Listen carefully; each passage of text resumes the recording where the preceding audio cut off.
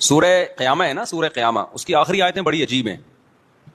اللہ نے موت کا منظر کھینچا ہے. انسان کی جو موت کی کیفیت ہوتی ہے نا، کیا ہوتی ہے؟ وَالْتَفَّتِ السَّاقُ بِالسَّاقِ، اللہ کہتے ہیں پنڈلیاں پنڈلیوں میں گھسنے لگتی ہیں. جب موت کا وقت ہوتا ہے نا، سکڑتا ہے جسم انسان کا. وَالْتَفَّتِ السَّاقُ بِالسَّاقِ إِلَىٰ رَبِّكَ يَوْمَئِذٍ الْمَسَاقُ. اور وہ کہتے ہیں قِيلَ مَنْ رَاقٍ، لوگ علاج سے مایوس ہو جاتے ہیں. سارے حکیم ڈاکٹر جواب دے دیتے ہیں تو لوگ کہتے ہیں من راق، رقیہ والا، جھاڑ پھونک والے کو بلاؤ، کوئی پھونکے لگا کے ٹھیک کر دے. یہ پھونکوں کا بڑا پرانا سسٹم چلا آ رہا ہے کہ بھائی ڈاکٹر تو فیل ہو گئے ہیں، قرآن کہہ رہا ہے من راق، کوئی ہے جو رقیہ کر دے. اس سے بھی جب اللہ فرماتے ہیں مایوس ہو گئے. وَظَنَّ أَنَّهُ الْفِرَاقُ، اب اسی مرنے والے کو یقین ہو جاتا ہے اب میں بچنے کا نہیں ہوں. پھر یہ مستیاں نکلتی ہیں انسان کی. پھر کیا ہوتا ہے؟ یہ جو ساری بدماشیاں اور مستیاں ہیں نا، کہ اللہ کی بات کو سننے کے لیے تیار ہی نہیں تھا. اللہ نے کہا یہ کر، اس نے کہا نہیں کروں گا. اللہ نے کہا یہ کر، اس نے کہا نہیں کروں گا. اللہ نے کہا یہ مت کر، اس نے کہا کروں گا میں. تو اللہ کہتے ہیں جب موت کا وقت ہوتا ہے نا، اور آخر میں پھر کہہ رہا ہوتا ہے کہ کوئی جھاڑ پھونک کے ذریعے بچا لے. بھائی ڈاکٹروں نے جواب دے دیا، حکیموں نے جواب دے دیا، اب موت کا انتظار ہے.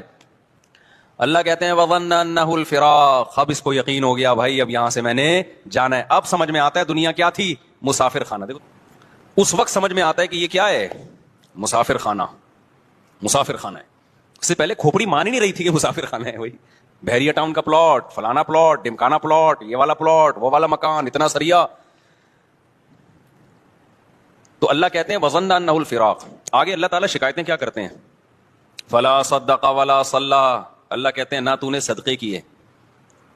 مسافر خانہ دنیا کو سمجھتا تو مال خرچ کرتا نا، کہ سارا بچا کے کیا کروں گا، قبر میں تھوڑی لے کے جاؤں گا. اللہ نے بتایا کہ جس شخص کی موت کا ٹائم ہوتا ہے اس وقت اس کو سمجھ میں آ جاتا ہے کہ دنیا کیا ہے؟ مسافر خانہ. واقعی یہ تو میں تھوڑے دنوں کے لیے آیا تھا، اب میں پتلی گلی سے یہاں سے نکل رہا ہوں.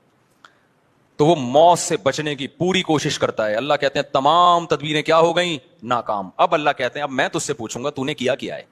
اللہ کہتے ہیں فلا صدق ولا صلی، تو نے صدقہ خیرات نہیں کیا. دیکھو قرآن ہمیشہ نماز کو پہلے ذکر کرتا ہے اور صدقے کو بعد میں، لیکن یہاں صدقہ پہلے ہے اور نماز بعد میں. کیوں؟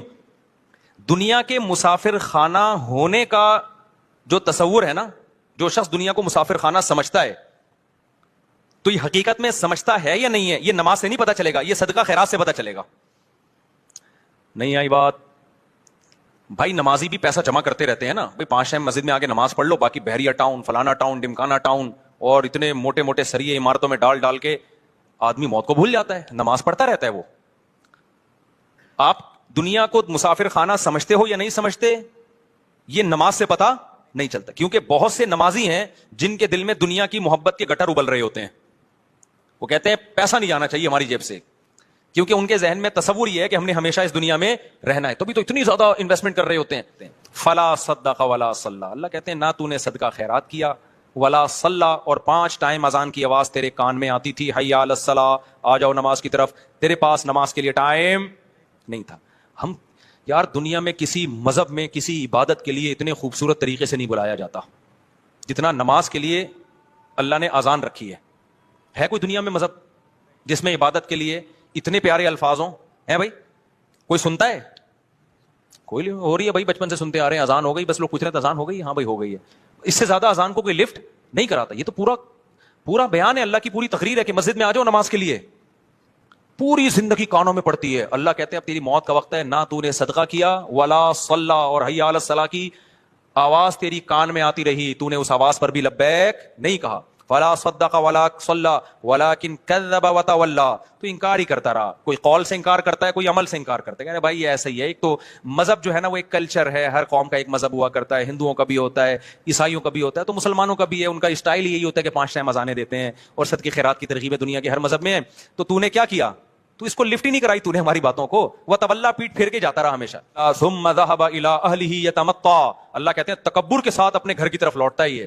ہماری جب نصیحتیں کی جاتی ہیں نا ایسے اگنور کرتا ہے، چلو ٹھیک ہے نا، یہ مولویوں کی باتیں ہیں، یہ مذہب کی باتیں ہیں، یہ سائنس کی بات کرو بھائی، نیوٹن کی بات کرو، آئنسٹائن کی بات کرو. کیا پیغمبروں کے قصے لے کر بیٹھ گئے ہو کہ ابراہیم علیہ السلام نے یہ کیا تھا، اسماعیل علیہ السلام نے یہ کیا تھا، اور ابو طلحہ انصاری نے باغ دیا تھا. یہ کیا قصے لے کے بیٹھ گئے؟ ولكن كذب ثم ذهب الى اهله يتمطى. آگے میں جو دھمکی کی بات کر رہا تھا نا, اب اللہ کہتے ہیں اولا لك فاولا, تباہ ہو جائے تو, تباہ ہو جائے. اب جو زندہ ہے نا اس کو اللہ کہہ رہے ہیں جو یہ کام کر رہا ہے. اب اللہ تعالیٰ ان آیتوں میں کیا کہتے ہیں اتنی دھمکیاں دینے کے بعد, اللہ کہتے ہیں یہ جو تیرے دل میں وسوسہ آ رہا ہے نا کہ میں صرف دھمکیاں ہی دے رہا ہوں, کرنا میں نے کچھ بھی نہیں ہے, تو اس کی دلیل آگے اللہ نے دی. ایحسب الانسان ان یترک سدی. اللہ نے 4 دھمکیاں دی نا سورہ قیامہ میں. اولا لک فاولا, اللہ کہہ رہے ہیں تباہ ہو جا تو, پھر کہہ رہے ہیں تباہ ہو جا, پھر کہہ رہے ہیں تباہ ہو جا, پھر کہہ رہے ہیں تباہ. جو صدقہ نہیں کرتا نماز نہیں پڑھتا اس کو کہہ رہے ہیں اللہ. کس کو کہہ رہے ہیں میرے بھائی؟ ہم سمجھ رہے ہیں کسی اور کو کہہ رہے ہیں. یہ مجھے اور آپ کو کہہ رہے ہیں جو صدقہ نہیں کرتے اور نماز نہیں پڑھتے. یعنی خالی پیلی کے دعوے نہیں اللہ کے یہاں چلتے. تو اللہ کہہ رہے ہیں تباہ ہو جا, تباہ ہو جا, تباہ ہو جا, تباہ ہو جا. تو آدمی کہتے ہیں اللہ 4 دھمکیاں دے دی, کر تو پھر بھی کچھ نہیں رہا تو. اس کا جواب اللہ نے دوسرے مقام پہ دیا, کیوں نہیں کر رہا؟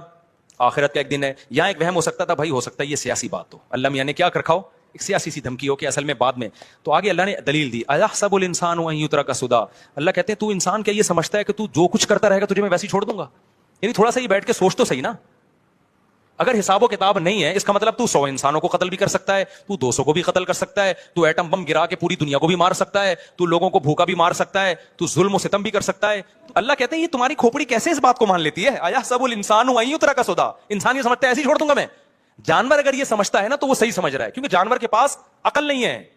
جانور کے ظلم کو ظلم نہیں کہا جا سکتا. انسان کے پاس تو کھوپڑی ہے. تو کس بیس پہ اپنے جیسے انسانوں کو مار رہا ہے